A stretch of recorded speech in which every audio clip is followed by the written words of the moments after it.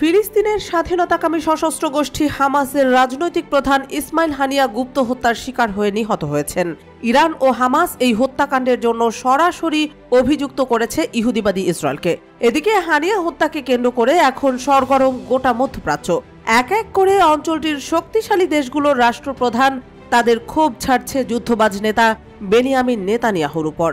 এরই ধারাবাহিকতায় হানিয়া হত্যার জোর প্রতিশোধ নেওয়ার ঘোষণা দিয়েছেন ইরানের সর্বোচ্চ নেতা আলী খামেনি।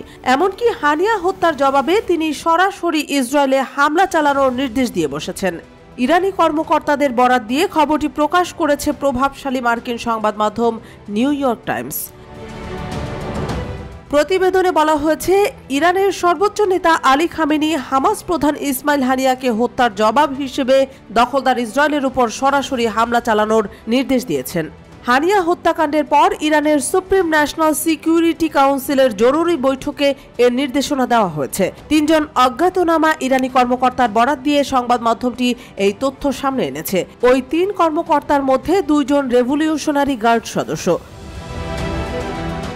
এদিকে হানিয়া হত্যার জেরে সরাসরি ইসরায়েলে হামলার নির্দেশ দেওয়ার পর এক ইরানি কর্মকর্তারা বলেছেন, এটা এখনো স্পষ্ট নয় ইরান ঠিক কতটা শক্তিশালী প্রতিক্রিয়া জানাবে এবং দেশটি গত এপ্রিলের মতো আবারও তার আক্রমণকে আরও ক্রমবর্ধমান উত্তেজনাপূর্ণ অবস্থা থেকে রক্ষা করার জন্য ক্যালিব্রেট করবে কিনা তাও জানা নেই।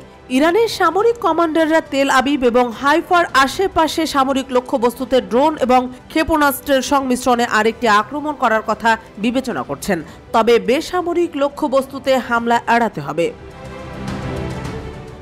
তারা জানিয়েছেন, এছাড়া পশ্চিম এশিয়ার এই দেশটির কাছে বিবেচনাধীন আরেকটি বিকল্প হচ্ছে ইরান এবং অন্যান্য ফ্রন্ট থেকে সমন্বিত আক্রমণ চালানো, অর্থাৎ ইয়েমেন, সিরিয়া এবং ইরাক সহ যেখানে ইরান সংশ্লিষ্ট মিত্রবাহিনী রয়েছে। ইরানি এই কর্মকর্তারা আরও জানিয়েছেন, ইরানের সমস্ত রাষ্ট্রীয় বিষয়ে খামেনির কথাই শেষ কথা এবং তিনি দেশটির সশস্ত্র বাহিনীর সর্বাধিনায়কও বটে। যুদ্ধ আরও প্রসারিত হলে এবং ইসরায়েল বা যুক্তরাষ্ট্র ইরানে হামলা চালালে সেক্ষেত্রে আক্রমণ এবং প্রতিরক্ষা উভয় বিষয়েই পরিকল্পনা তৈরি করতে বিপ্লবী গার্ড এবং সেনাবাহিনীর সামরিক কমান্ডারদের নির্দেশও দিয়ে রেখেছেন খামেনি। এদিকে হানিয়ার মৃত্যু সম্পর্কে নিজের প্রকাশ্য বিবৃতিতে খামেনি ইঙ্গিত দিয়েছেন, ইরান সরাসরি প্রতিশোধ নেবে। তিনি বলেছেন, আমরা তার রক্তের প্রতিশোধ নেওয়াটা আমাদের কর্তব্য হিসেবে দেখছি, কারণ এই ঘটনা ইরানের ভূখণ্ডে ঘটেছে।